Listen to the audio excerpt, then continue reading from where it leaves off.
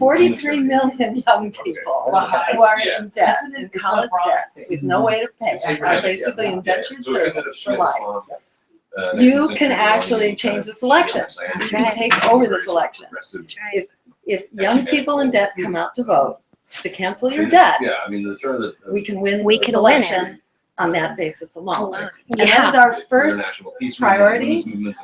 If we have the honor to turn the White House into a greenhouse, which we're going to try to do, our number one, very first act, official act, will be to cancel student debt, which is long overdue. So spread that word. Absolutely. And it's a whole new ballgame. It's going to happen. It's going to happen. I know a little about the opposite. My laptop, I'm shaking a little bit, still a little starstruck because she's gonna. The changes happen here in the States, and that's really important, and it's great to be part of it. So I'm gonna set you down here so I don't drop anything. And we'll BRB. It's politics. You can't escape politics. Can't escape politics. Yeah. The religious values were nice. I mean, I don't mind metaphysics. Stuff. I'm not a theist, but I thought the social values were cool. But then, religious institutions are about power. As a rule, that's true. Any institution is about power.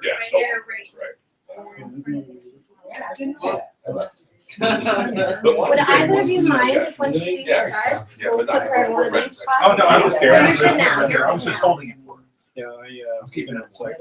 You choose whichever one of you want us to vacate. So we're flexible.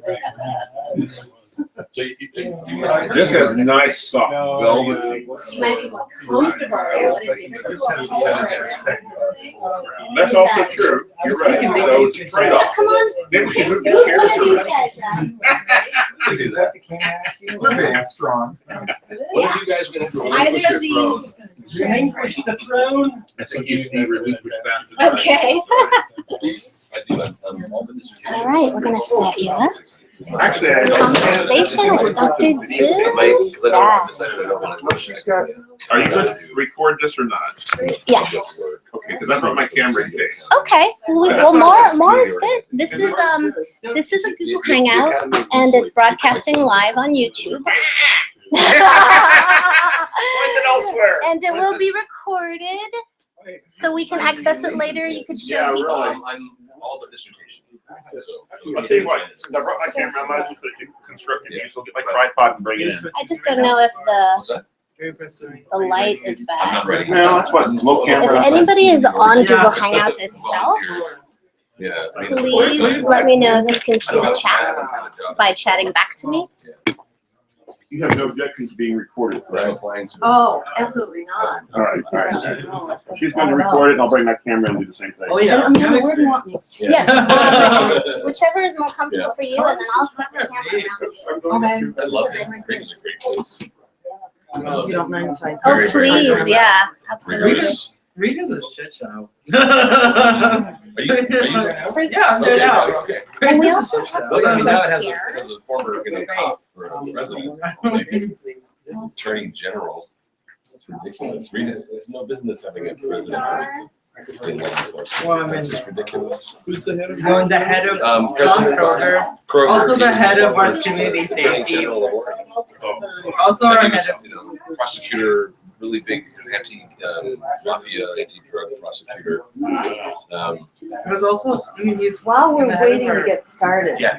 I would just love to hear a quick go around of, just like one word, kind of, if there's a most compelling issue for you, or how you happen to come in one sentence or less, and just keep us moving. If Amanda or I do this, that's this when we're going to move. Can I set a tripod right there on top of the table? Yeah, but while we're getting set up, just remind me your name again. And Okay. So one thing. Rod Such and I mainly do Palestine solidarity work. Fabulous. Needs to be done. Thank you very much. Yeah, I'm Vahid Brown, and I do community organizing around housing and homelessness. But I mean, I think the reason I voted for you last time had largely to do with your positions on American foreign policy. So those are issues where I cannot support the Democratic Party and its imperial violence. So thank you for taking those positions. Thank you Yeah. for standing up. Yeah.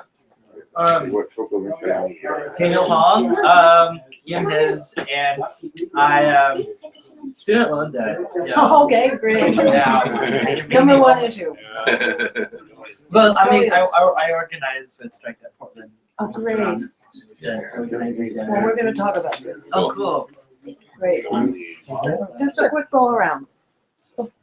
Come on in, we're gonna get started now. Regular guy, but I like your views. Okay. One sentence introduction. Oh, What brought us That's here? very nice.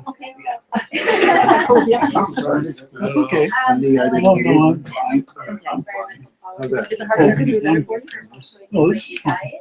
And Thank you. that caught my eye, and I'm not liberal, I'm radical, so there's not many democratic people I could support.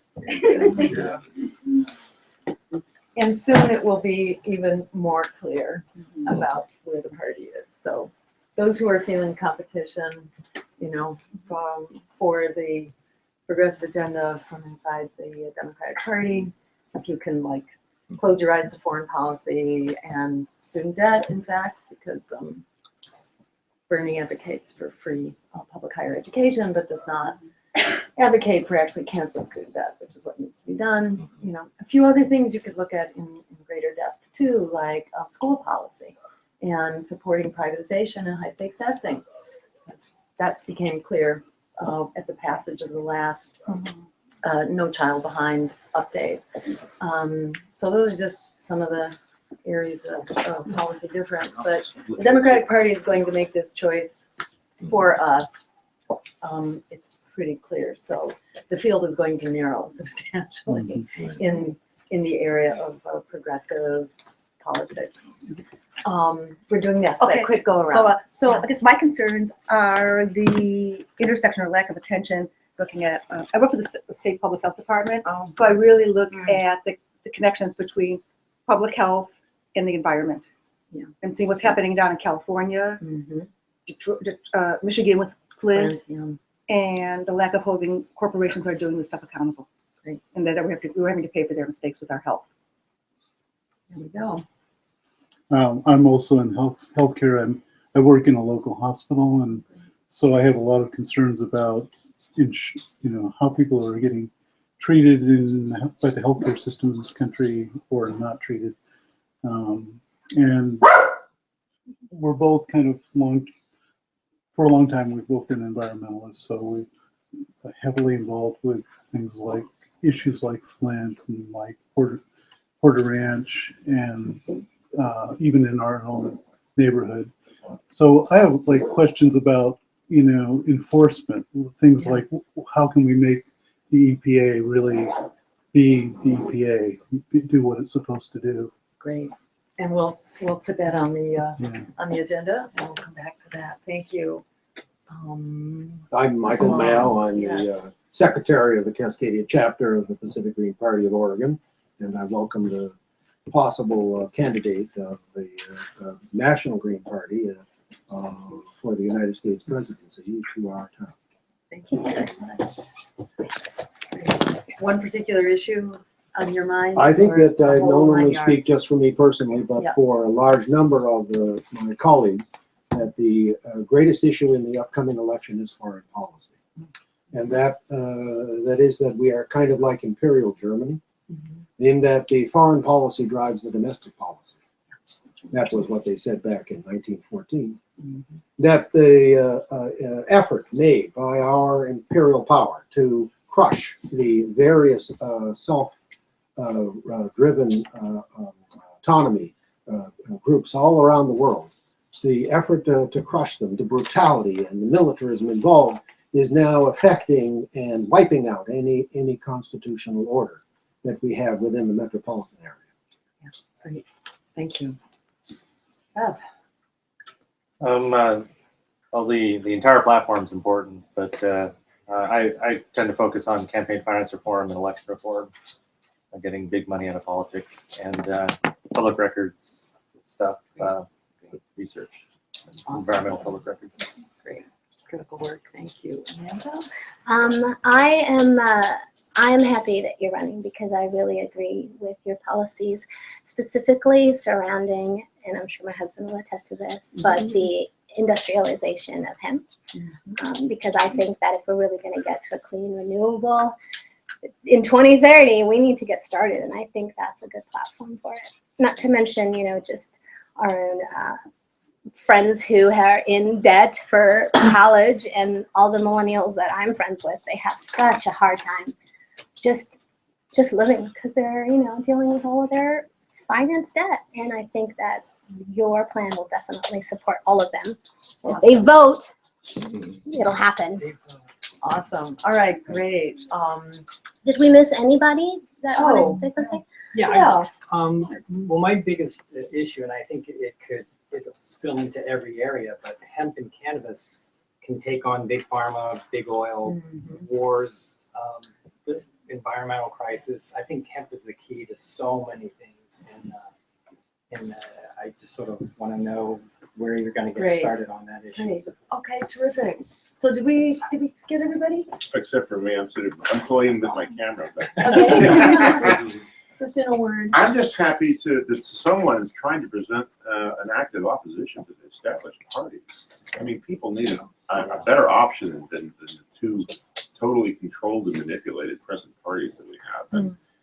And, the Green Party and what you're doing, it makes the best opposition that we have available right now. Here. That's great. Thank you. All right. You know, it's a general statement, but still it's a matter of principle. And Great. I think that's I couldn't agree with you more. And, you know, this is something, a revolution is not made by one person, you know, and it's not made in a party which is hostile to the very concept of social and economic justice and peace. So, yeah, this is about actually delivering and building, and not, you know, having a campaign that runs until primary day and then it gets absorbed back into this beast, which is hostile to the basic agenda of that campaign. This is about building, and in the same way that this race now is just far more organized and energized than we have ever been before as Greens.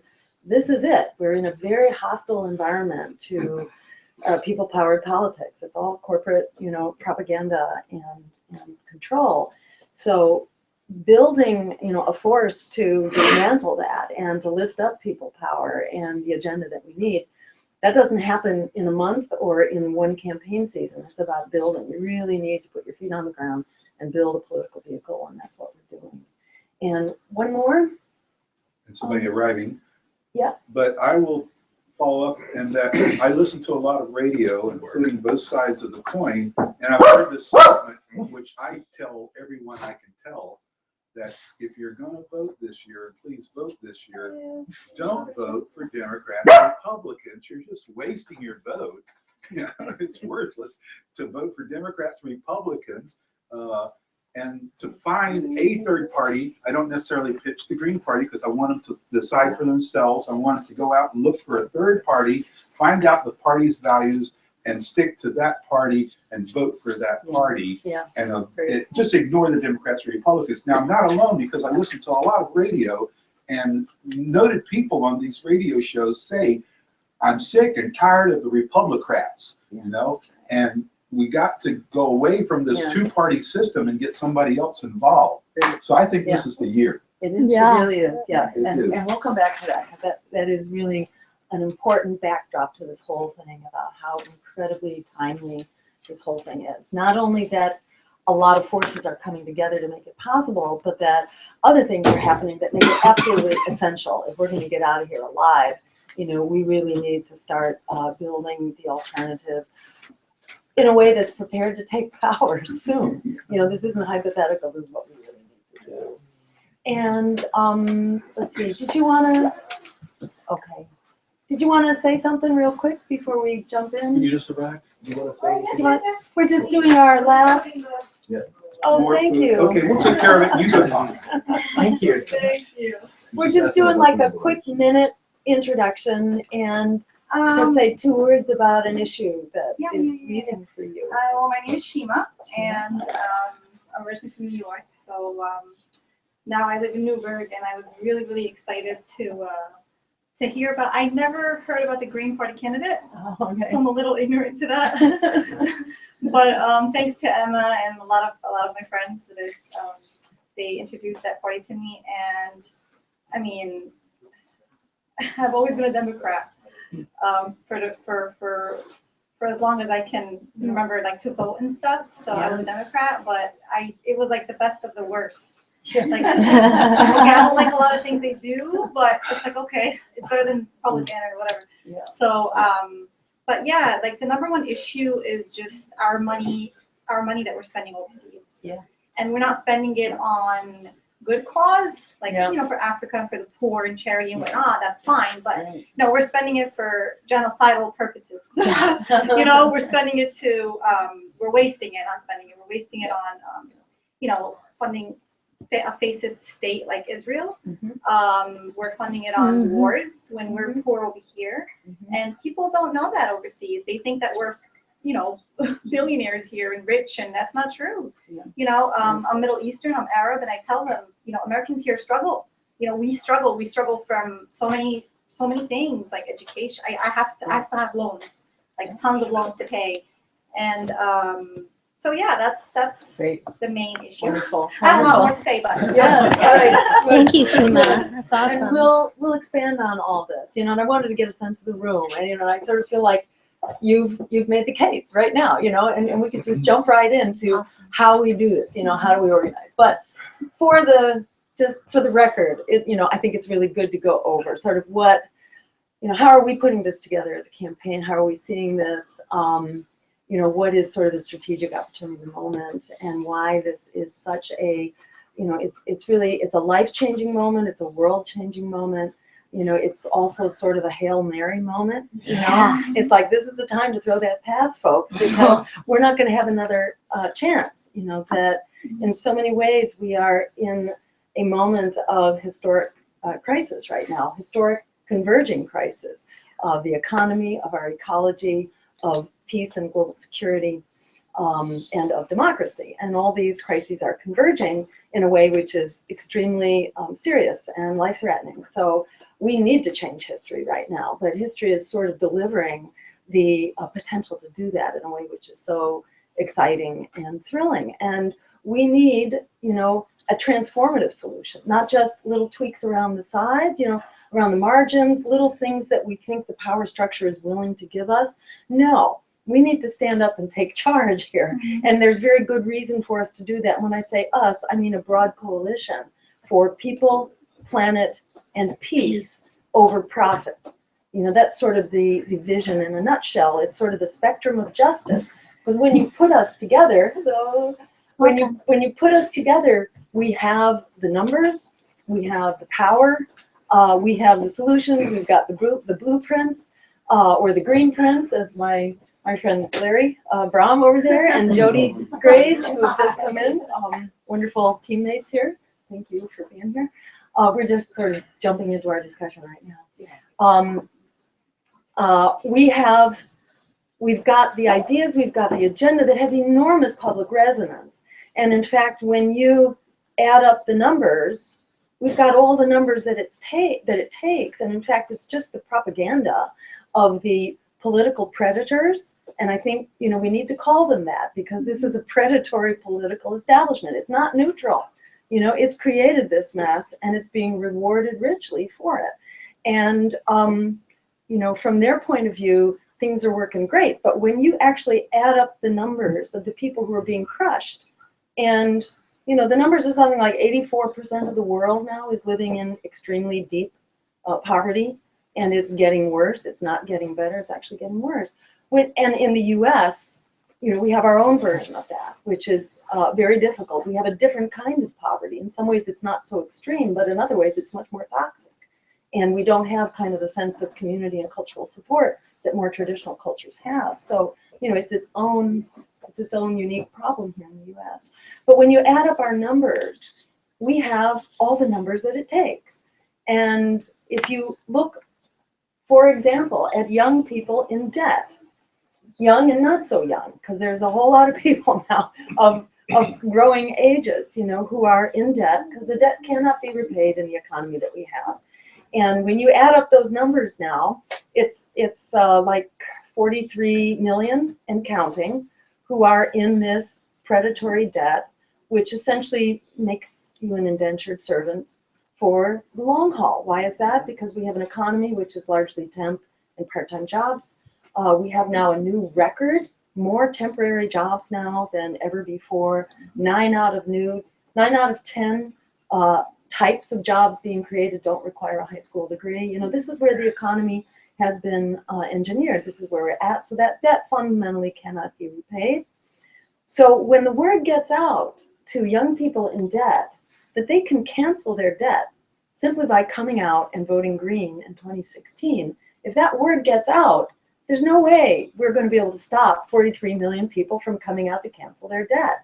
And no one is more positioned to network and self-mobilize than that younger generation in debt on social media and Facebook, etc. And as that begins to happen, you know, we have this rising tide that's going to build on itself. It's like a tsunami. And that could actually happen. You know, people say to me, are you going to win? You know, and I say, well, I'm not holding my breath, but I'm not ruling it out either, because there actually is a realistic pathway towards winning. And it could be as simple as letting young people, empowering young people to empower each other to know to come out and cancel debt. Because that alone, I have yet to find the young person in debt who learns about that, who doesn't then instantly become, you know, a missionary for this campaign. And it's a self-perpetuating solution, because if you unleash young people in debt to actually become productive members of society again, and creative members of society, not just the latest cash cow who's being wrung, you know, for every last cent, which is how the younger generation is being treated. You know, who wouldn't stay home when you've basically been slapped around like that? Young people are basically, you know, exploited on debt, on the skyrocketing cost of education, on the lousy jobs which they've inherited, the lousy economy, and the climate catastrophe. This all falls on the shoulders of young people. Who wouldn't stay home? I mean, why come out and vote when it's just two versions of that predatory future? So, you know, to change the story there, and it was 80% of young people who sat out the last election in 2014, 80% stayed home, which is not that different from 2/3 of US voters in total who stayed home in the last election. That's why one of our mottos is that the lesser evil paves the way to the greater evil. You will get there, because lesser evilism discourages people from voting. Why come out? People don't get inspired against things. They get inspired for things. So another motto that you may want to pass on to people, you know, is to forget the lesser evil and to stand up and fight for the greater good. Our lives depend on it, now more than ever. And that's basically what our agenda is about. It's an agenda of greater good that actually is workable. And people are blown away to hear this well-kept secret that we can actually solve these problems. And I'll come back to that in a moment. But, you know, I just wanted to stress that the politics of fear that tells you you have to silence yourself and just buy into the least worst, you know, it not only makes people stay home, makes them, you know, tune out and tune into something else. You know, it's basically a dead end, but it's false. You know, the politics of fear has delivered everything we were afraid of. All those reasons you were told you had to vote for the lesser evil because you didn't want the massive Wall Street bailouts, you didn't want the offshoring of our jobs, you didn't want another Trans-Pacific Partnership type corporate trade agreement, you didn't want the meltdown of the climate, you didn't want the attack on immigrants, on our civil liberties, on press freedoms, on the massive expansion of drone warfare and the so-called war on terror, which is terror and which creates terror itself. Those were all the reasons people were told they had to do this so-called safe vote. But that safe vote is the most dangerous thing imaginable. That safe vote basically guarantees that we continue down this lethal trajectory. And, you know, of greater student debt, of the privatization of our schools, of high-stakes testing, of the school-to-prison pipeline, of, massive foreclosures and homelessness. That's what we bought into. And issue by issue, you can look at the record of the Obama administration, even when they had 2 Democratic houses of Congress. That's what they accomplished. And I can give you the numbers on that if you want them. But they basically blew up all the bad things Bush had done. They made him look like a wimp. They massively expanded on that. And they did, on small tweaks around the margins, you could find areas where their policies are less predatory. But in terms of the fundamental economics, our civil liberties, our foreign policy, our economy, and the climate, this is devastation. And another, people often are at a loss for how do you speak to folks who are just kind of like operating on zombie politics. How do you speak to them? Well, another little phrase, which one I was about to give you. One is that the politics of fear has delivered everything we were afraid of. And it has, it's the politics of courage that we need. And another example you can cite there is what happened under Richard Nixon, one of the most, regressive, oppressive, and corrupt presidents ever. We brought the troops home from Vietnam. We really pushed the Supreme Court to provide women the right to choose. We established the EPA, OSHA, and workers' health and safety, the Clean Air Act, the Clean Water Act. There was nothing we couldn't do because we understood that we are our democracy and we have to drive the agenda and who's in office and what they do. So trading your power, our power of democracy, for this concept that we're going to silence ourselves and expect a corporate political party and a corporate politician to give us little small things here and there, that's just nuts. We cannot trade our fundamental democracy and our mobilization and our intentions to stand up and fight for what we need. That's what's going to win the day. And we need that politics of courage in the voting booth in the same way that we need it out in the street. And, that's what we can do in this incredible, historic, transformative moment that we're in. Let me just say a few words about how we solve this. And that first little, I sort of consider myself a political therapist. I've moved from practicing clinical medicine to practicing political medicine because it's the mother of all evils, or we should say the mother of all illnesses, politics, that is. And we've got to cure our political illness in order to cure all the other things that are literally killing us. And in addition, I sort of think of my role as helping people. I mean, we all have to play this role, I think, of political therapist, and helping our friends and colleagues find their political power. It's like helping a friend break up with an abusive relationship. It's like breaking up with the Democratic Party. It's like you just have to get back in touch that you deserve better. You shouldn't be making excuses for your abuser. Exactly. And you'll find people do that over and over. So it's about empowering each other to tap into our power and our right to have a world that actually works for us. An America that works for all of us and a world that works for all of us. And I better grab a cup of water from someone before I talk myself hoarse here at the very beginning.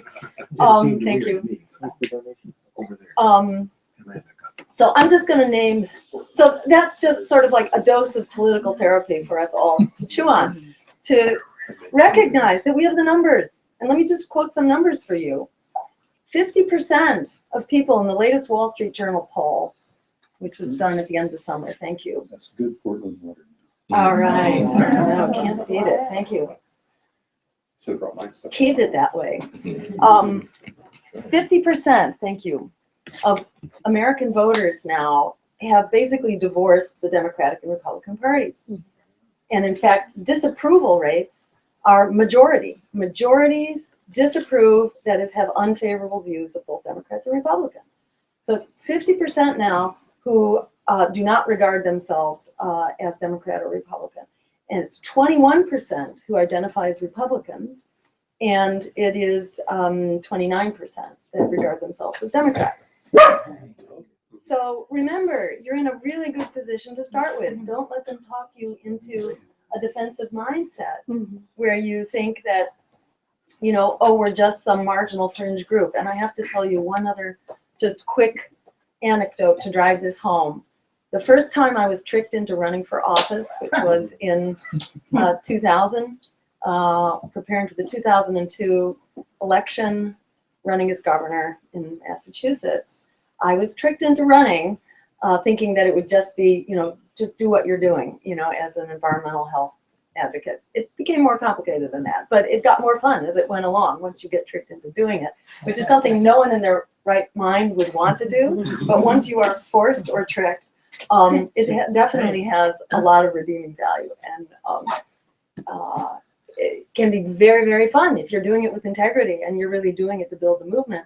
It's a no-lose proposition. It really is. And so anyhow, we fought our way into a debate.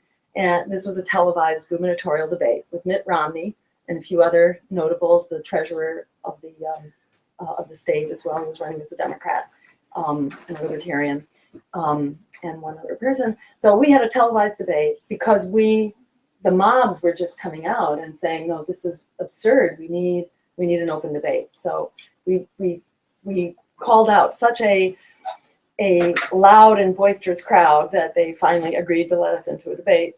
And in that debate, I articulated the basic green agenda for people, planet, and peace over profit.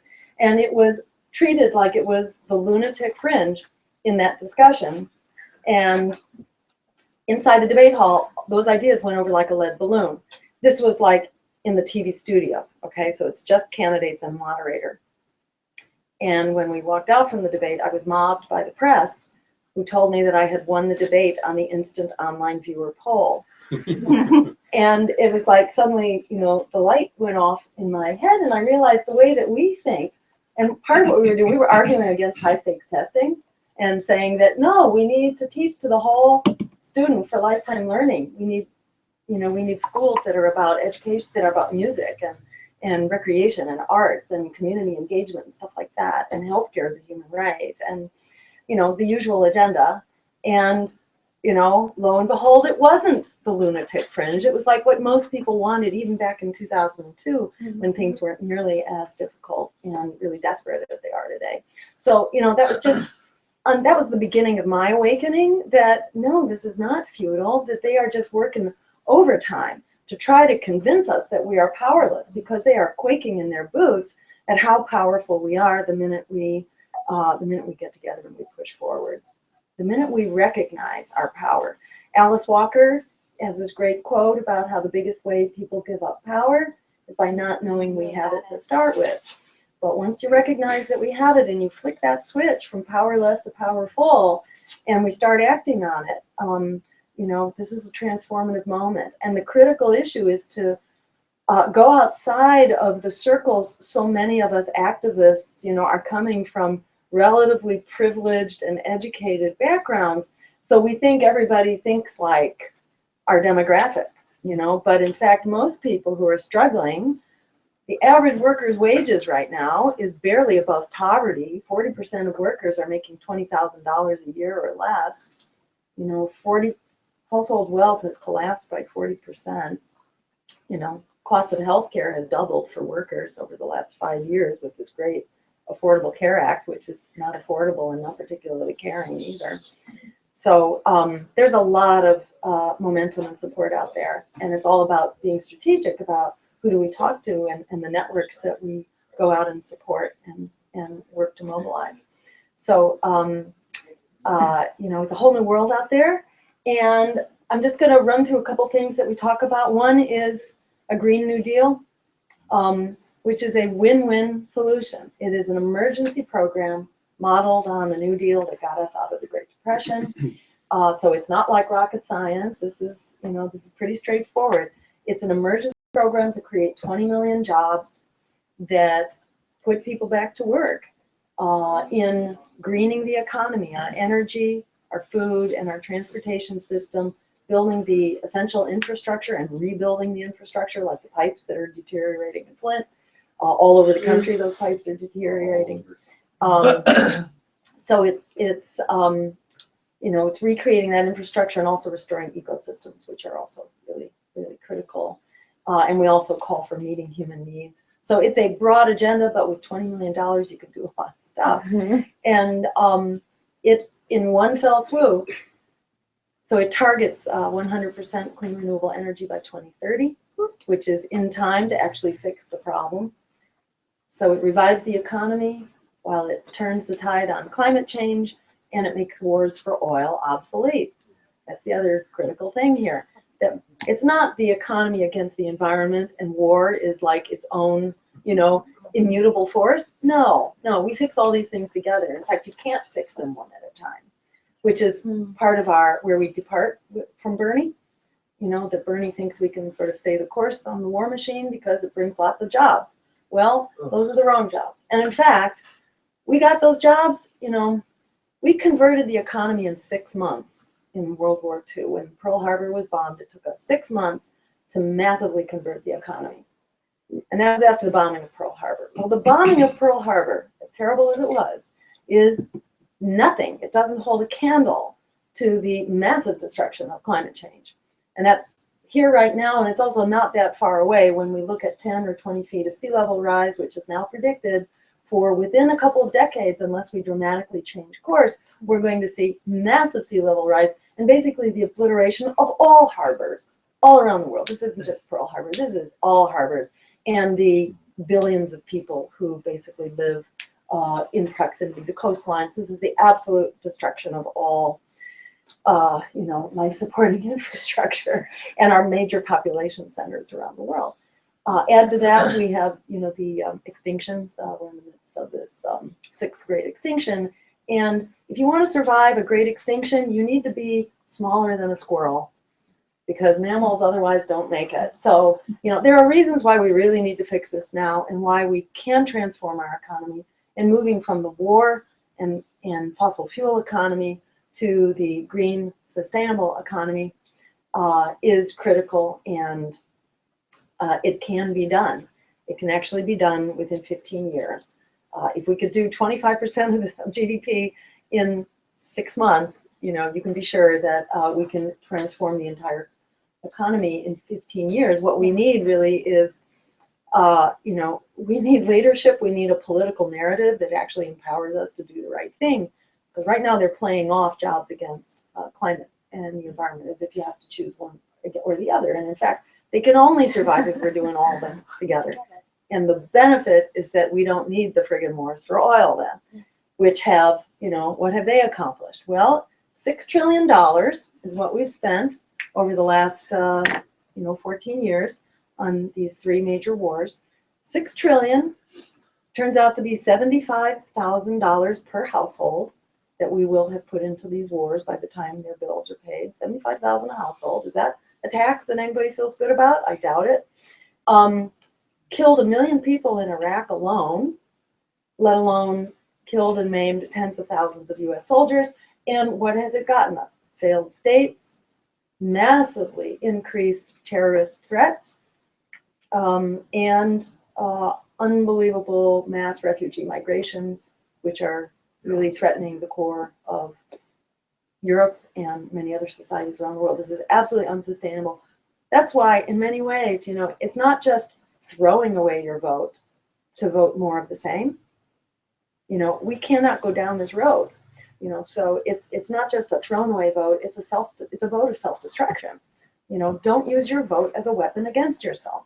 You know, use your vote to push us forward in the way that independent politics has always pushed us forward. Independent third parties have always been a critical part of pushing the system forward. And when third parties were silenced, starting actually around the time of the New Deal, when there was a New Deal coalition and third parties sort of joined that coalition in the Democratic Party, and we lost the push of third parties, that's when forward progress stopped and we began to basically backslide. So in my view, standing up and voting a vote of courage and a vote which has a real agenda really pushes us forward. It moves us forward in a very concrete way. And it moves us forward in a way that if we don't have it, we can be sure that we're going to continue backsliding. And we are, you know, it's not like back against the wall, it's like back over the cliff right now. You know, we're in a free fall, and we got to move fast to get out of that free fall. And we have all the makings of doing that. And the Green New Deal is one part of how we don't like just survive, we can actually thrive. And it changes, you know, sort of the context and the basic values so that they're founded on democracy, justice, and human rights. Those become sort of the core of what we're doing under the Green New Deal. I want to mention student debt. We can cancel student debt. It's really critical, not only to solve that problem of debt, but to bring back a generation that's been sort of put out to pasture, you know, prematurely. This is about re-engaging young people, because without that vision and the energy of the younger generation, we don't move forward. That's who it is that transforms society. And we need that energy. All of us badly need it, or we're going to be stuck. That's why canceling student debt is the first priority of our administration. If we have the honor of serving, our first priority is to cancel that debt so that we can liberate that generation to get back involved and become part of society. Once you've canceled debt, you know, then young people can be involved. But right now they're too busy working 3 jobs, you know, 3 part-time minimum wage jobs, and just trying to keep a roof over their head, let alone even pay back their debt. So that's a critical solution. I want to mention also, you know, free public higher education, which goes along with canceling the debt. These things pay for themselves, by the way. We know that public higher ed returns $7 for every dollar that we put in as taxpayers, and it's the right thing to do. We provided high school education throughout the 20th century because it was essential for economic security. And in the 21st century, you need that college degree. So by right, it should be provided. We call for healthcare as a human right under Medicare for All, which also pays for itself. These are like basically zero cost investments. It's about taking the money away from the predators and ensuring that we have a streamlined, simplified system, insurance system that takes the bureaucracy out and puts the healthcare back in. On public education, I just want to mention that we need to revive public education. We've sort of replaced it with this privatization model, which is essentially test, punish, and privatize, and to bash teachers while you're at it and blame them for all the problems of poverty. You know, so this is nonsense, and it needs to be stopped. And it's been really carried forward again by the Democrats, who've been leading the charge on the privatization of our schools, and also the use of high stakes testing. So we're calling for fully funding our schools, for basically reinvigorating public education, for doing away with high stakes testing, fine to use some tests for diagnostic purposes, but not for, the high stakes, make it or break it. There's no place for that. It's completely disproven by existing data, let alone what we had before. We never should have gone there. Now there's even more reason to come back from that. And we need to ensure that young people come to school ready to learn, that they are housed, that they are clothed, that they are healthy, and they are well nourished.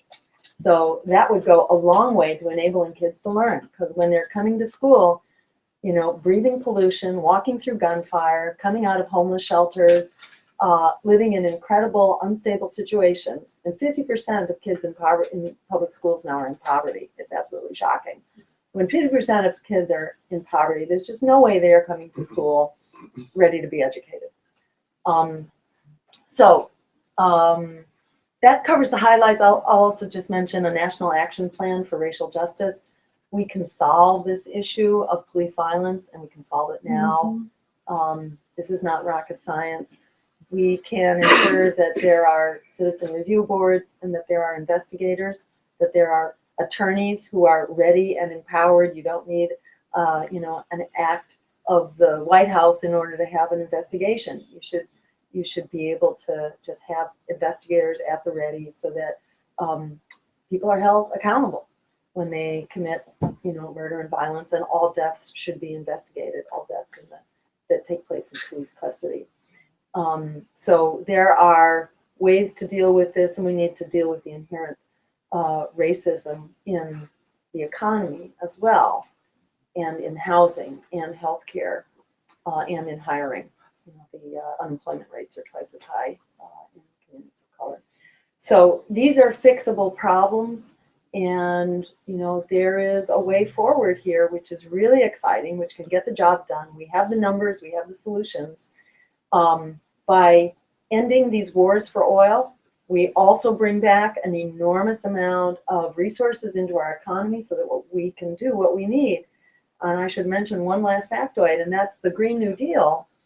Because we get so much healthier when we're not breathing that pollution, and not, you know, it's not in our water supply, and the mercury isn't working its way up the fish food chain and all that. We get so much healthier, less cancer, less heart disease, less asthma, less emphysema.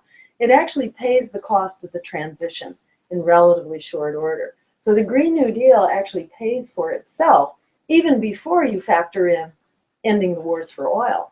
So this is an economic, you know, bonanza in the making.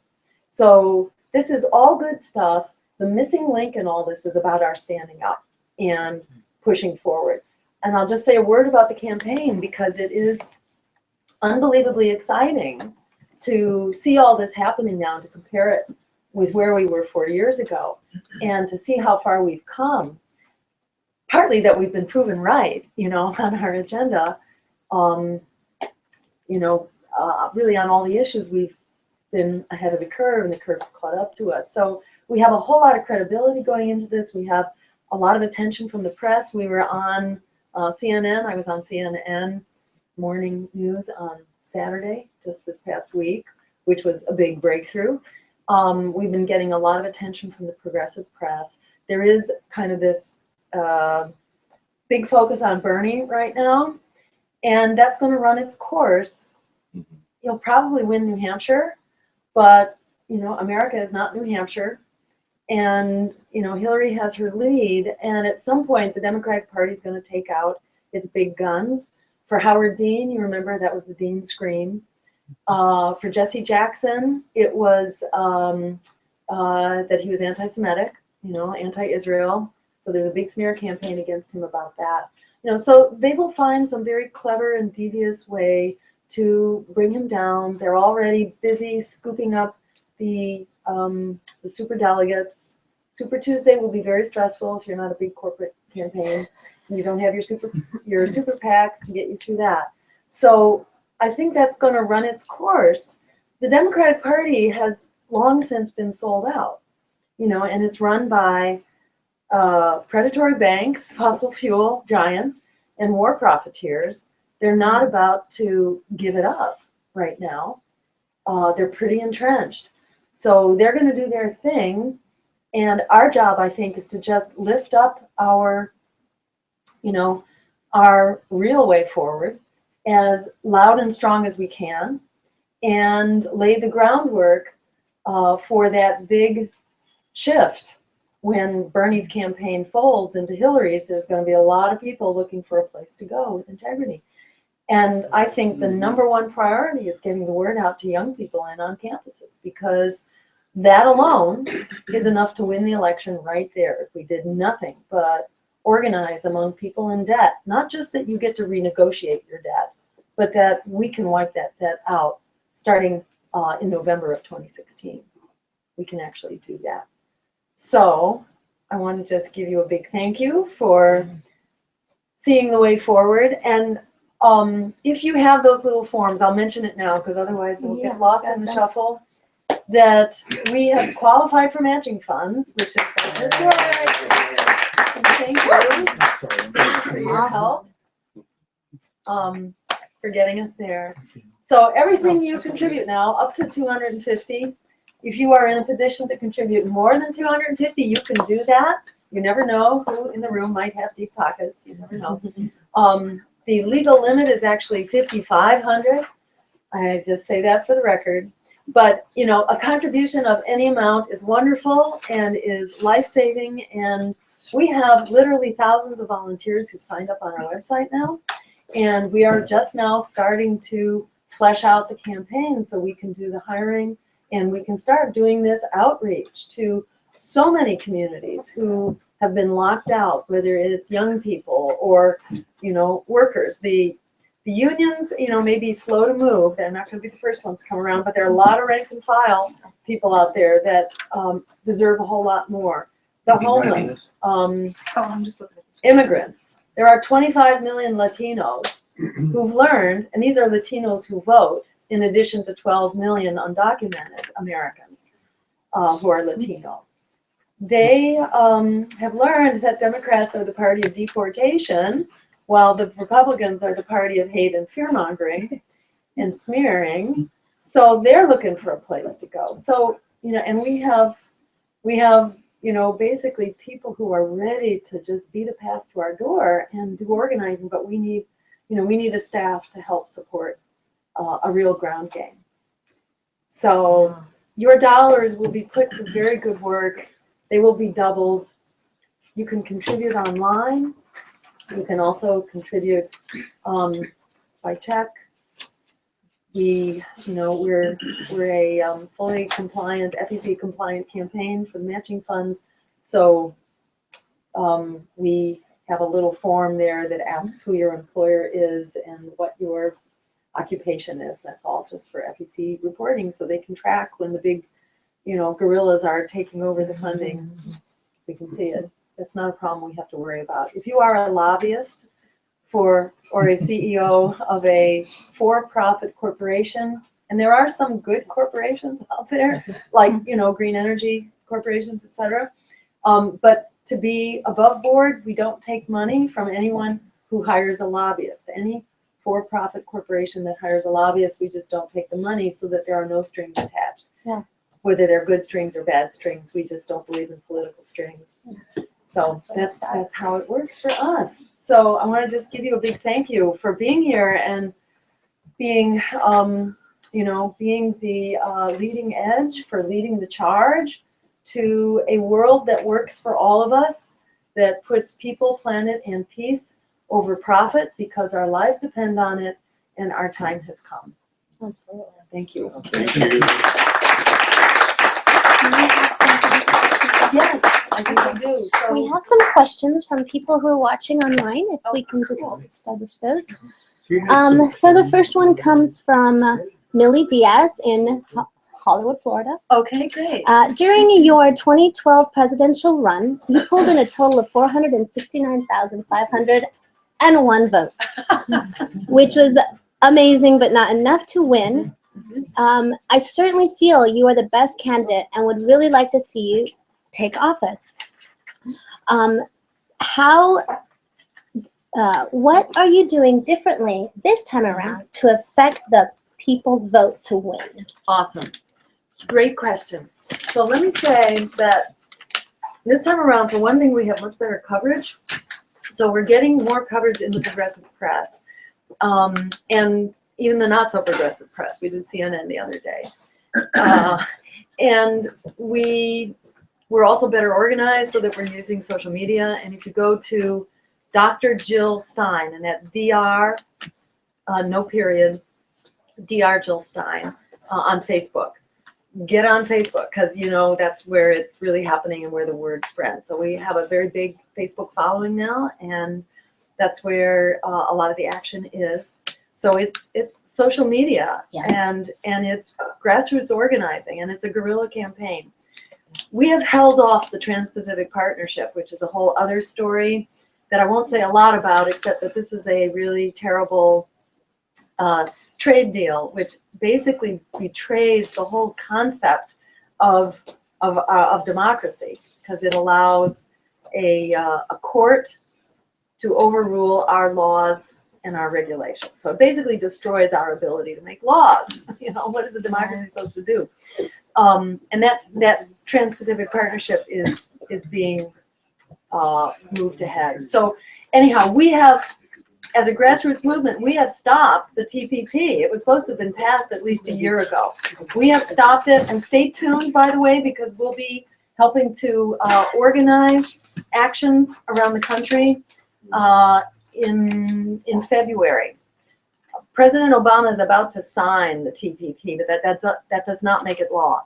So it makes it really critical when he signs it on February 4th that we are going to start undertaking grassroots actions. And I want to give a big shout out for Portland and all the amazing direct actions that you have taken to stop all these terrible fossil fuel facilities. Yes, it's worth barking about it. So stay tuned. We'll be getting word out. We also have some legal cases. We are suing the debate commission to try to open up the debates, because when we're here, when we're heard, we win. So we're going to be fighting to get into the debates and really empower voters. Because remember, the majority of voters now is not a Democrat or a Republican. It's an independent. So independents deserve to hear other candidates besides the minority Democratic and Republican candidates. That's non-affiliated voters. That's right. That's right. Non-affiliated. Many words for it, but say non-Democrat and non-Republican. Right. And some of them are affiliated with things like the Green Party or the Socialist parties and things like that. But it's 50%. That's like half of voters are non-Democrat, non-Republican. So we're fighting to get into the debates, and we will be helping to organize direct actions to make it clear that our democracy is not optional. You know, it's really essential. So get ready, go to our website and sign up and stay tuned. So we'll be getting the word out, and soon we will have organizers to help you get the word out. We really want to help campuses set up chapters and give you the tools you can use, flyers and websites and so on, so that you can be leading the charge, really, to rescue the future, not only for the younger generation, but for all of us who are really depending on you. Okay. Another question here is, does Canada's election of Justin Trudeau as a new Prime Minister inspire your Power to the People plan? And if so, how? Let's see. Well, let me say it's complicated. It's a mixed bag, and there's some things Justin Trudeau is doing and some things he's not doing. We definitely, you know, there were some good candidates who got locked out in the Canadian election because people were trying to consolidate around, I think, a candidate that they thought could win.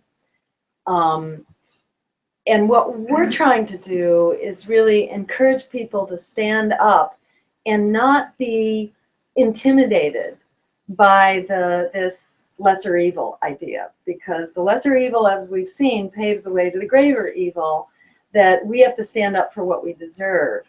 And we need to forget the lesser evil and fight for the greater good, because we've had this lesser evil thing going on for too long.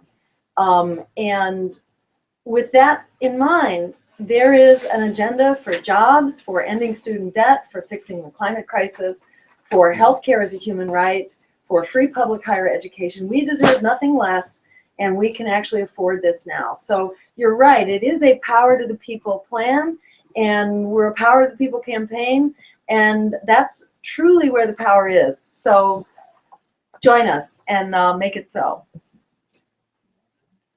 Any other questions from the room? When you mentioned that we're going to try and be in the presidential debates, we know what happened there. They formed a corporation, and now it's in the hands of a corporation. We already knew they were in the hands of a corporation, but now they really are in the hands of a corporation for these presidential debates. So other than to start a lawsuit, is there a way in? The corporation, well, they're called the Commission on Presidential Debates. Right. And they're a corporation that's run by the Democratic and Republican parties.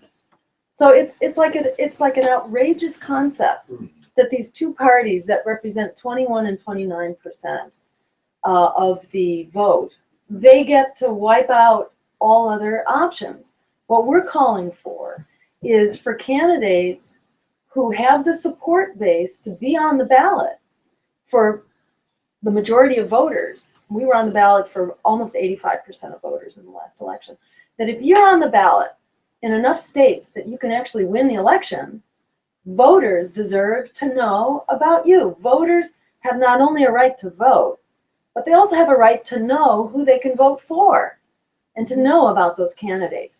Now, some people say, oh, if you open the floodgates, you know, you're going to have so many hundreds of candidates, you can't conduct a debate.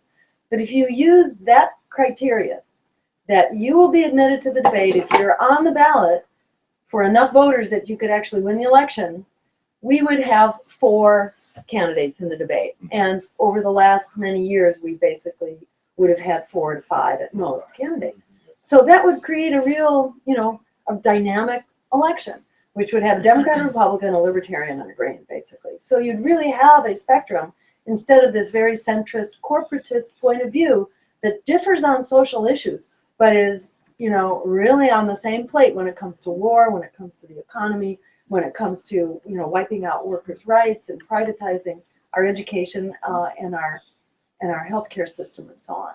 So it's a problem that can be fixed. How did we fight our way into the debates, you know, in 2002? Actually, we had huge demonstrations. We had huge demonstrations that just kind of went viral. And there were so many people who turned out that they just couldn't stop it. And when you think about social change, huge demonstrations is often the way that it happens, especially if there are moms and babies involved, because that tends to stay the hand of the fascist state.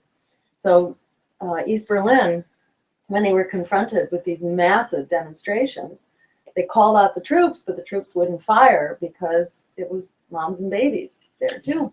So, you know, if you look at what just happened in Guatemala, where they basically, you know, imprisoned their president, who had been a part of the, you know, the death squads, you know, that happened based on huge demonstrations as well. So there are several models of peaceful transition, you know, and I think above all, we need a huge demonstration on voting day inside the voting booth, and we all need to exercise massive, you know, direct action in the voting booth by going out and defying the political predators and voting on our behalf for a future that works for all of us.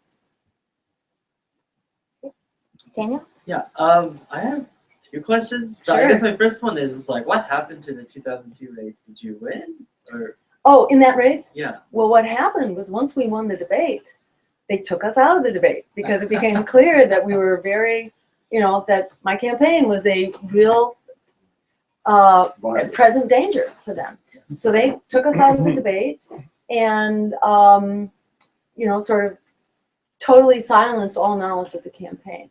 We wound up winning, you know, hundreds of thousands of votes, but they slammed us. And we went to court. The court was, you know, brain dead. They didn't get it. But we established a base from which we continue to build. And, you know, we had a city councilor for many years in Boston, the Boston City Council, who was Green. And, you know, it's a struggle, but it's a struggle in which we become much more powerful. In 2002, we were really ahead of the curve on green energy, on, you know, on conflict resolution, on high stakes testing, you know, on gay marriage. You know, there were just so many things where the Greens have been ahead, and we keep being, you know, validated on issue after issue. So as people become more and more, you know, alerted and mobilized that this predatory corporate political system and economy it's a death sentence, you know, we've basically built it, and they're coming. And Mitt Romney won. oh right. Okay.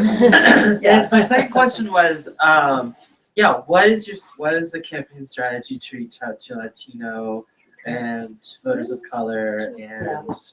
communities Yes. who speak a language other than English? Great. We are very well networked with these communities, and now what we need to start doing is hiring on staff to help support their outreach. And I don't know if you know the Black Agenda Report. It's a really dynamite.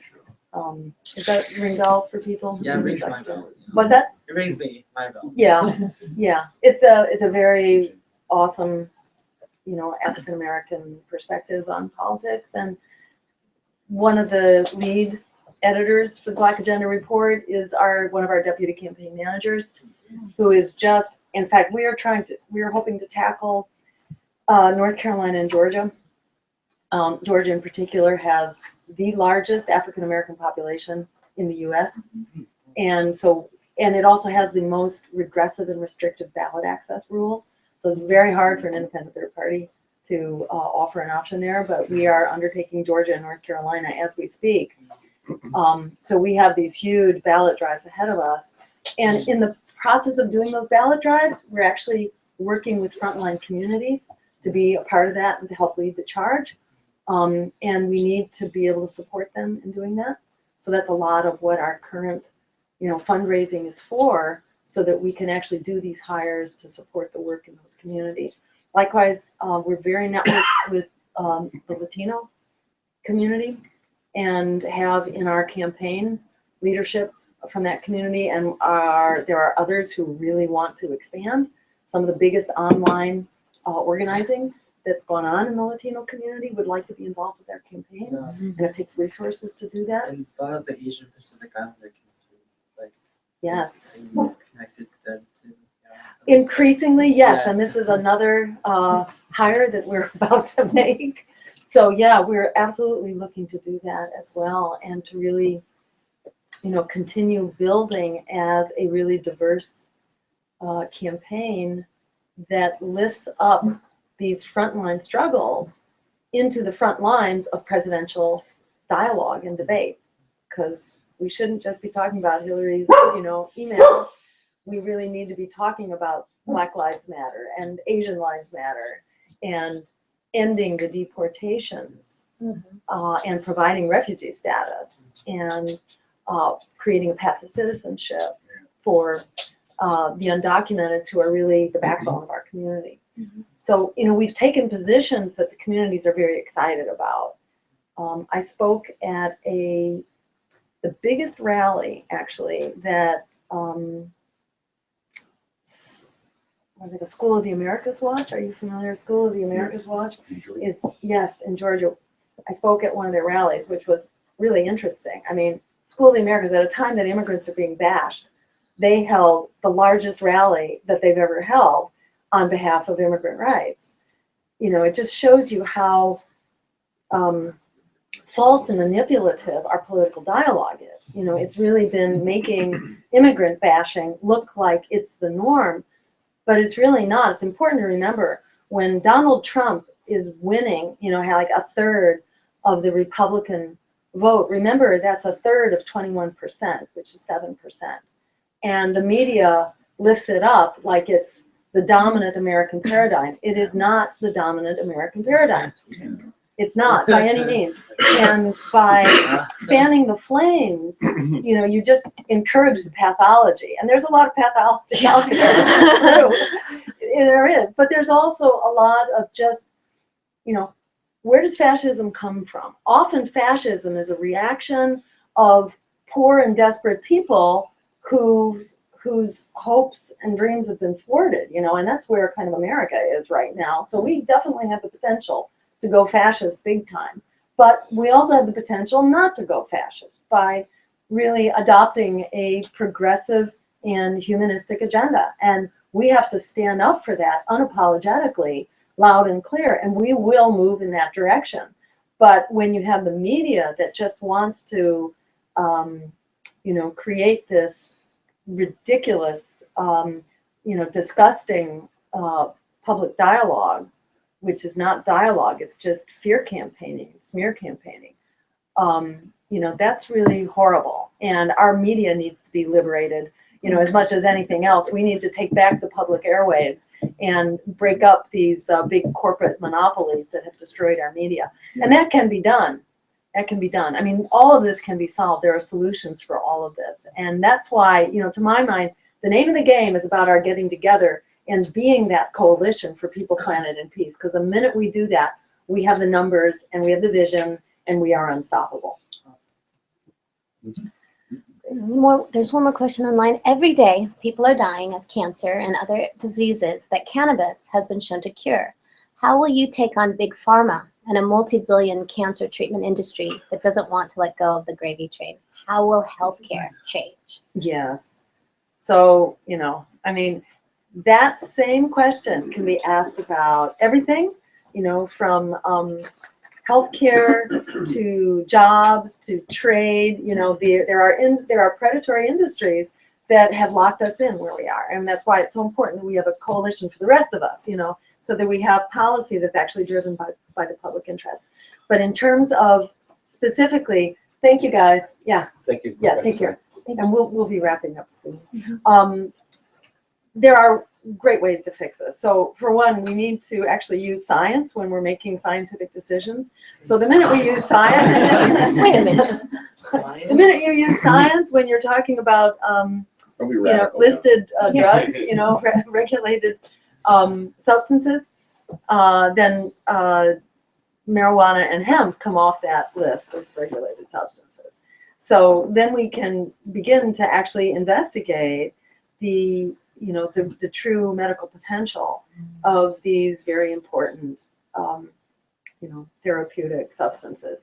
And that means not only for their medical uses, but for hemp, there are all kinds of economic uses as well. So this is a whole area of health as well as a whole area of economic development, and it's grassroots economic development as opposed to like the corporate, because there's a whole corporate thing here which is trying to monopolize the new hemp and marijuana economies and only make it so that corporations can grow marijuana.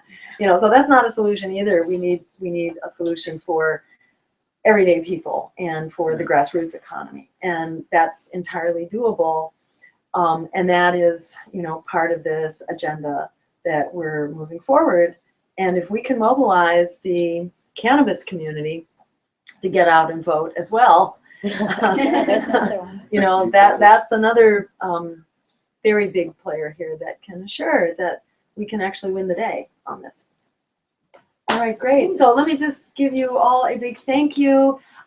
I don't know if we had a sign-up list here. Did you guys do a sign-up list or I was something? wondering about that too. Yeah, if you We'll get haven't, one going. yeah, You can We'll do just it. add us from our form. yes, if you've submitted a form, we've got your info. And If you didn't if you submit did a form, Facebook, just, we've got it too. Yeah. okay, great, because it's all about Thank you being so much, organized. and thanks for Thank you hosting. so Oh, much. please leave with some goodie bags. Thank you. Thank you. Take care. Bye. Thanks Get for my coming. mask. Bye, Ernest. Thanks. Great. And we just have to do a time Is that- check. It is 5:46. Okay, all right, great. Does anybody have another form filled out? Or does anybody need a form? This is Suki.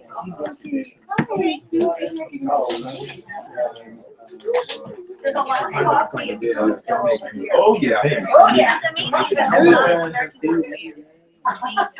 That's how you get a lot of us here.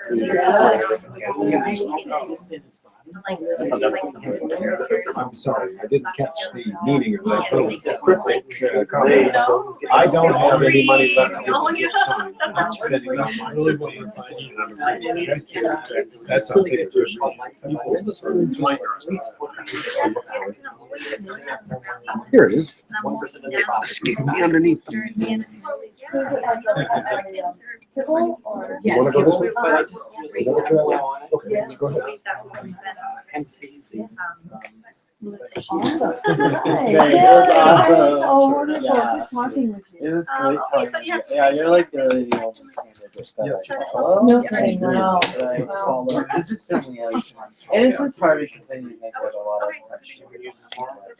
Thank you. Pressure to use my own careers. No, I'm not finished. I'm done. I'm finished. I'm totally done. Because there's a group. Yeah. No, it's just for me, I think it's hard. Yes, because yes, I know that one. Yeah, I want to know. I Yes, I myself, do. like, personally, how to be more serious about it.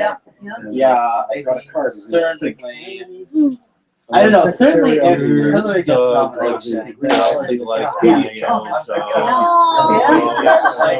You can pet on her. She loves that. Ours was a mix of border collie I and know we German risk shepherd. it. I know I'm gonna face more. I always thought she had collar impairments, Yes. but it didn't come up on a It's so swab. unlike But the German Shepherd dog, I mean, yeah, the Denmark she's got a little bit of that. Chow. You might just see her throwing up a hammer and sickle on her TV when she's against the Hey, it's a little pleasure. Absolutely, they're gonna use that.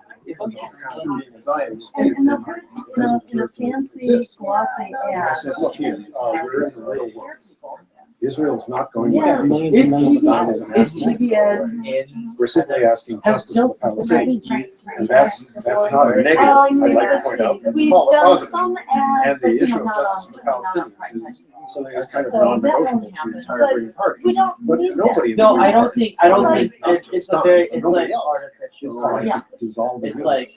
It's No, we don't like- want to it's- generations that asshole. It's- Our it's a- demographic, just you know, is not completely sitting on unrealistic TV. kind of Our approach to demographic foreign is policy. Facebook. Take a state and say, So, let's Or work. go back. Yes. Yeah, state. Yeah. I was thinking of, you know, you have to recognize, she can do it on the Skype. Or whatever. We Right. recognize it You exists. know, you get a group of people and invite them on Facebook and do a Q&A. Yeah. That could be very So that's what the, successful. And that build-up does not was. cross the line. My I friend, know, I I heard heard that that I the used the wrong.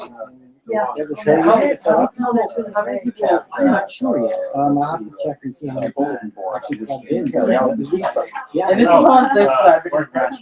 Yes, no, not WordPress, it was on the CC. Or was it Remember, No. about whether or not we should abolish Israel. I Low-key. just wanted the We are CC to only be aware beginning to launch that I was telling this guy. organization. It was to the other guy, So primarily. we're now just okay. in the process of- The, I've been on usually what Facebook happens for about is 6 you months. go separate email list for all Middle East It's discussions. way too recherché. The rest of us are going in So we're there. trying to get like Right. the business, and then the debate comes out of Your nowhere. friends may be like, It was oh, not why my do you actually need to go? And you will challenge them. And if you are informed, and because, you know, it's so terrible. that Seth young is as long as generations a Green and they Party get worker as I. manipulated, He has his own chapter. and they're gonna be, No, exactly. they're gonna I'm be already dropping telling. out because they're so pissed off. I'm already telling them like Yeah, I'm still right. This might be the right way. Take like 5. right? It's insulting for you to tell me to feel the burn because I'm feeling burned already. Yes, Like I'm feeling exactly. burned. Yeah. Military industrial complex. Thank you so Yeah. much. Perfect. Yeah. Yeah. Thank I mean, we did bailouts. Bailouts. I can I was No, that's like, Green Party. Like a $700 billion bailout. Not But that under we- Obama, you know, that was trillions at the time, it's now up to 60 trillion, according to the GAO. Accounting Office. Maybe there's places they're still bailing them out. Wow. They still are. Well, but I have creditors calling me daily because I got all crushed at the time. Yes, I am. I can't believe I went.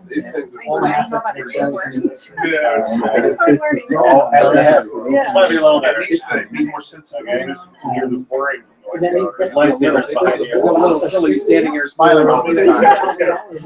Oh, yeah, yeah. Okay, hopefully it won't. That's Thank you so much. We started Absolutely, yeah. Well, what we were doing was like, if you needed your number, Yeah. and you couldn't buy the Bitcoin, you would buy it with us, we'd buy it with our credit card. send it to you. By the way, when I got here, Right. the mark is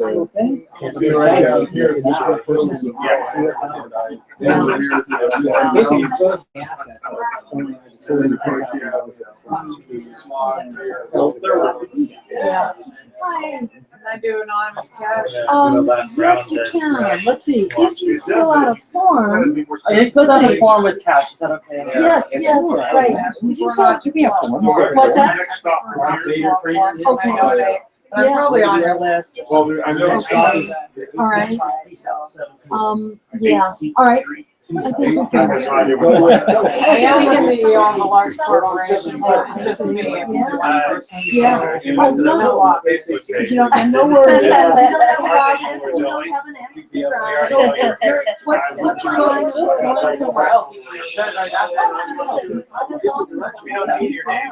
When's your event? When's your event? To have another one. Yeah, yeah.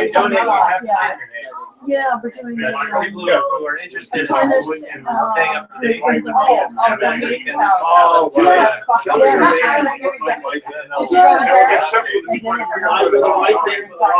I came late, so I didn't want to ask too many questions because I didn't know what you wanted to cover. Yeah, sure, yeah, we'll come to that one. Yeah, I might. It should be interesting. Yeah, cool. You know, remember that county on. Oh, good. What's his last name? Okay. Is he on the panel? I don't know. Okay. Yeah, I don't know too much about that, so I guess I'll find out. Hi, Chris. Chris. Larry. Nice to meet you. Nice Yeah. to meet you.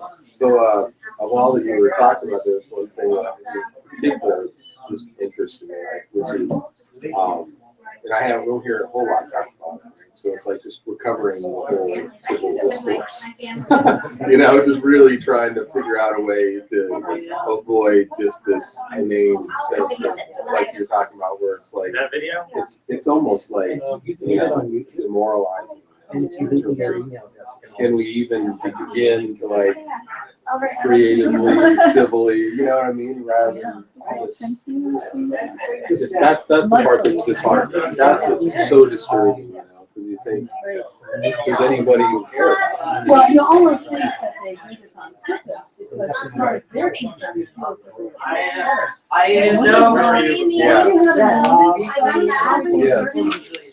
serving the few and the powerful is their benefit to Michael.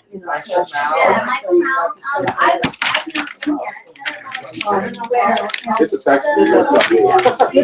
Just because after a while, I heard something years ago. It was an interview with, I think it was Rachel Maddow was interviewing John Stewart, and he talked about it was probably the best treatment of this thing. He says, listen, the way that the dialogue goes now is, he says, somewhere with the advent of 24-hour news, all the producers and networks, you know, figured out that the only way to capture and maintain, you know, that people's attention was to take every major news story and dumb it down to a binary. Like a rugby, like when you look at something, you have a half a second to figure out which team, you know, are you red or blue? Like, is that my team, or, you know, where's my, and then, okay, I know where I'm at, and that's it. It's, and that kind of binary, red, blue, black, you know, all of them, and you just run down the line. What is it? Atheist, deist, gay, straight, and it's only binary. So you only get to choose between, oh, that's right, I'm on this side, over against. The guys in white hats, the guys in black hats. And when I talk to people, that's more and more they find out. It's like enemy center, over and against. Not constructive, not, you know what I mean, not a dialogue of my thoughts like yours and give it to. I stand where I stand, over and against those idiots. It's like, that's the enemy for you. all the time. Yeah, it is, yeah, I think it serves their agenda, which tends to be war agenda. Well, I don't think Media advertisers, it's not the media is owned by, you know,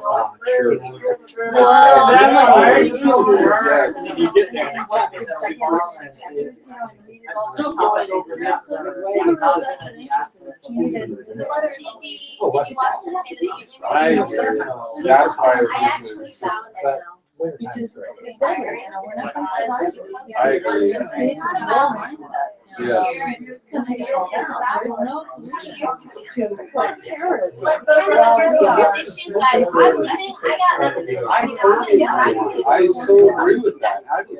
People do get that. The problem is, so I was kind of like, all right, I'm good with that. Yeah. No, I'm really good.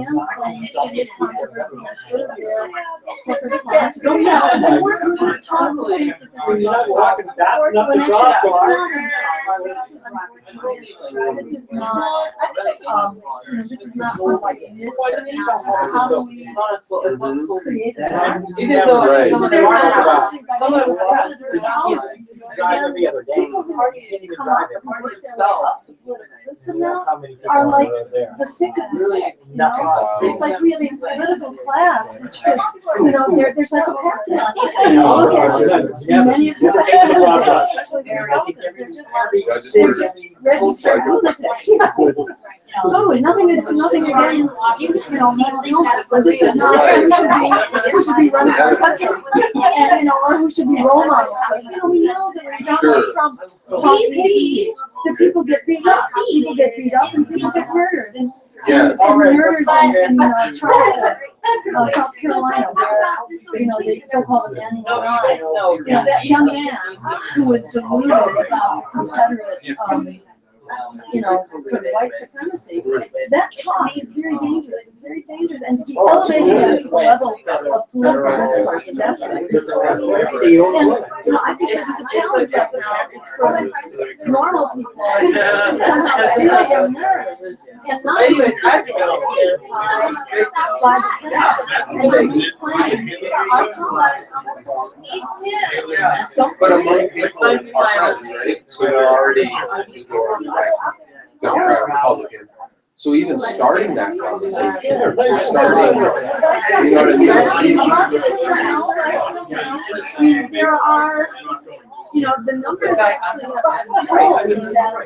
majority is not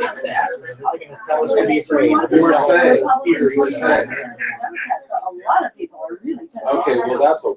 Yeah, it is. It's so much more open than you would think. In fact, majorities now disapprove of Democrats and Republicans. 55% of Americans disapprove of Republicans. Okay, so that when you said that earlier, I was those statistics, and then if he only has a third of that 21%, that's what. We gotta get that information out, because otherwise it just feels like this huge, overwhelming. That's why I don't know if you were here when I was talking about how we need to be political fair.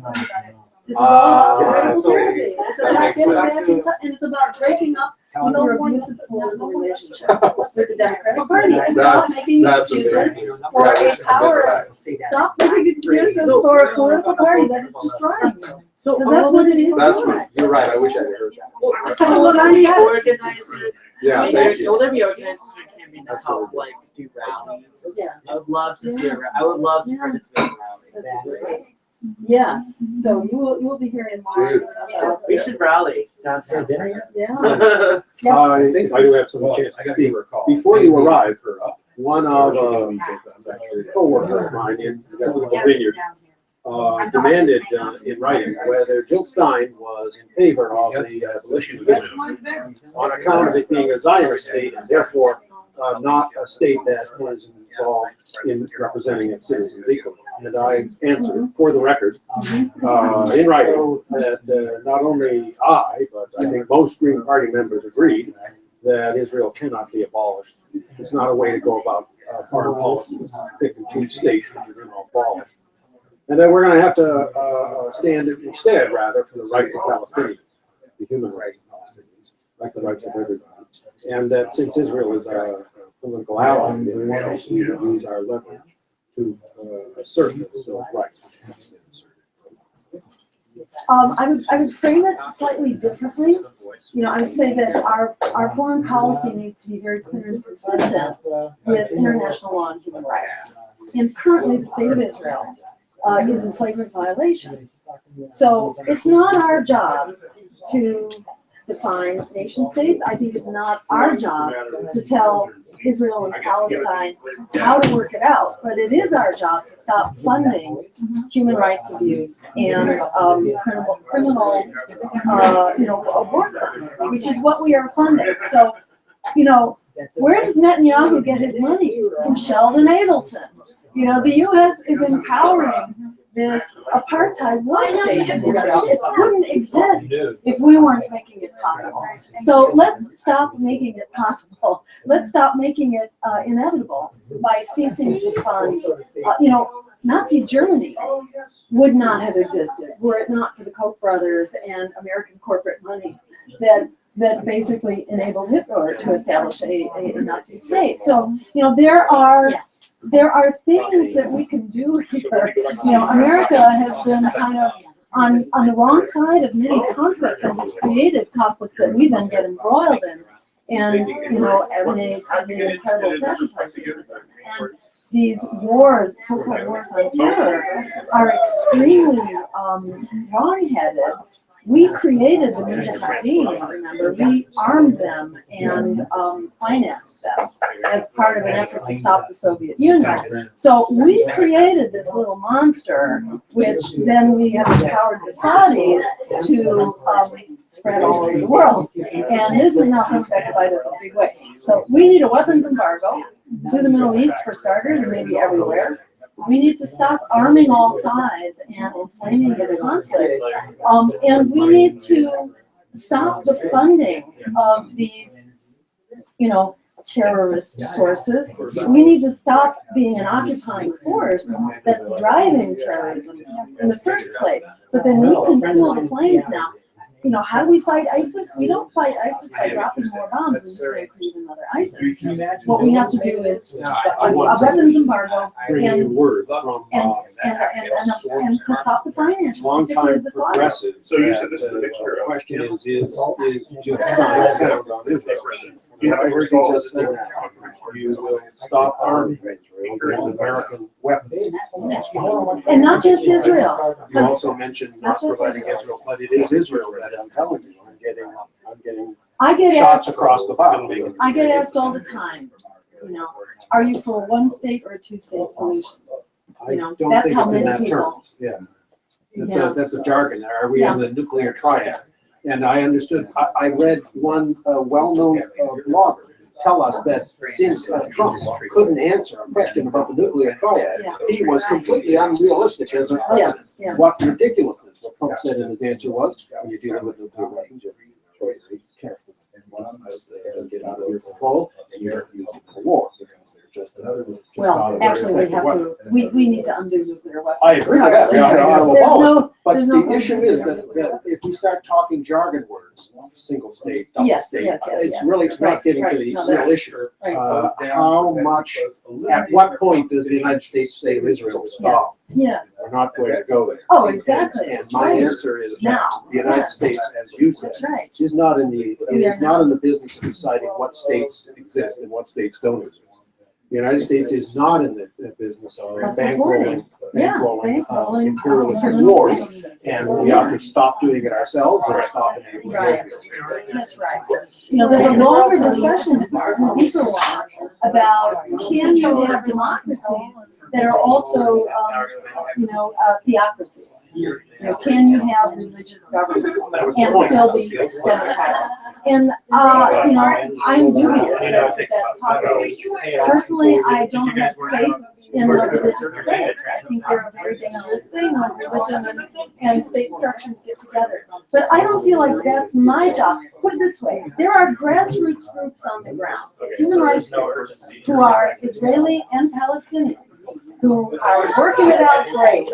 They are working it out. And my feeling is that we need to lift up these grassroots human rights groups and let them build community and build trust. And that's how we work our way forward to solving this conflict. It's not by the U.S. coming in and saying, we're going to draw these boundaries like we want. No, this is for the people of the region to work out in a way that puts human rights and international law first.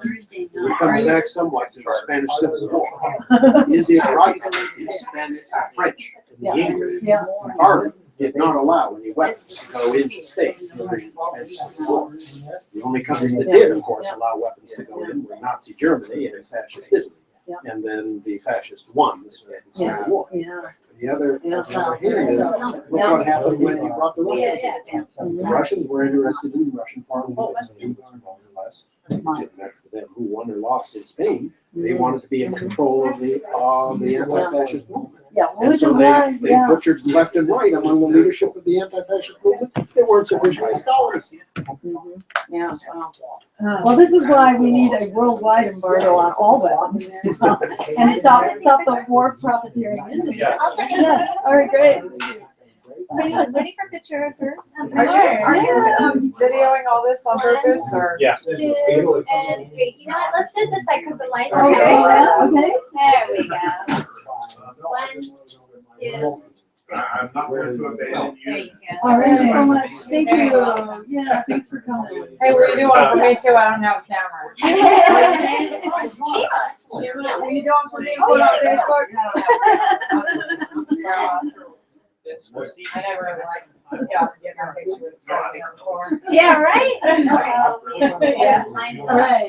Oh, Thank you. It's about 6:10, transit time's 15 yeah, minutes. okay, all right. So we should probably, yeah, we should probably. So a 35-minute buffer. Okay, great, thank you. Onward. What's your number? What's your phone number or your email address? Are you on Facebook? Okay. Turn on. It's Bonnie Green. I don't know. Any outstanding Did you go to donations PCC? or more? You look really I went to familiar. Linfield. Oh, okay. McMinnville. Well, I think I see you around some events or something. So anyway, it's Bonnie. This is the same here. Oh, okay. Hey, how are you? Good to see you. How are you doing? I'm doing fine. Great. Yeah, right. Yeah, that's me. Yeah, right. Okay, well, you can be my friend if you want All it. right, so what we have here, Okay, I'll tell you. paying for you only get $25, so. Want to take pictures together? Okay, Like my oh, GPS. Someone that was. oh, okay, that's cool. I was thinking in terms of cash. Or you can do cash. Well, I had no idea. I don't know how, all I know is whatever counts. Yes, it all counts towards your Yes. actual month thing. Okay.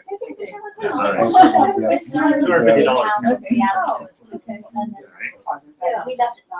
Okay, well, let me get the, there's kind of a flare. Oh, then you're somewhere else. Okay, now There's there's good. Yep, that's right.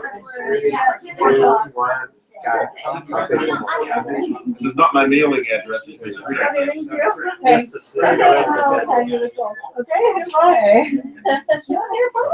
all my life. Yep. Are you going to the other thing? Yeah. I have to deliver the package. Might stop over there. Where is it? What's on 18th Street? I'll get these addresses. Union Station in Portland, directions. No, I really will. You share with me, but I'd love to hear more about that concept. Because that's kind of really Okay, so. Yes, it is. This source Okay, here. yeah, that'll work fine. I have exact change. Thank you. There you go. $25. And now you are $25 for your golden matching fund, I guess, or whatever it is. You already qualified for matching fund. Well, we're matching funds, what happens is this is double. Okay. Yep. Okay, so. So you're, guys are, no, So I okay, will final be events of the that second interview. It's a climate forum. People who went to Paris will be talking together about stuff related to climate. And so it's not And specifically this is Green down Party, here. Green Party per It's se. actually a 350 network event. So What 350 PDX? What's 350 network event? Oh, okay, I'm not sure I what need that to is. take but that's- Jill from this The climate event action to group. Corvallis. Ron Oh, Party. it done me up at the train So station. Jill will attend that. Or you were picked her up. Because you're gonna pick her up at 11:30, right? Yeah. Oh, okay, so I have to be there. Just That's done. cool, you have a little surprise going on there. Hello, world. Oh, my goodness. Hello, I don't want people Sab. to see me, that's why I'm behind the camera. Oh, sorry. Photographers never let me in front of the camera. Just people. Hello. Not without you, you're the one. We've got our own. Wanna come out? We've got our own Oh, look at you got spotlight on you. Broski. I had a Zodiac party. And the food again. Fine fare. Fine fare. Fine fare, fine fellow. Yeah, if you don't have time, I can. I didn't get to say goodbye. Did you leave? No. Oh, good. Well, where is this in relation? After this, Where? Well, downtown is pretty. All right. So That was it. This will be recorded and posted or just recorded on YouTube and left there. Thank you so much for joining. Agenda for the next several days here. Bye. Go Jill Stein. Oh, one thing before we leave. Some notes. Vote green for 2016. Empower people to find their political Oh, power. okay, all right. I get it. Reject So lesser after tomorrow, you evil are done show and for- stand up for the greater good. That's where your vote counts. Are you needing video? And finally, or not? politics of courage Are you perfectly consistent? instead of voting for your fears. Because voting your fears actually creates those. So I don't know, I nice little just- I didn't know takeaways from what today. order you wanted to- Spread the word. If you can, go to jillstein.com. I'm sorry, jill2016.com and place your donation today. Let's turn the White House into a greenhouse. Cheers. The building.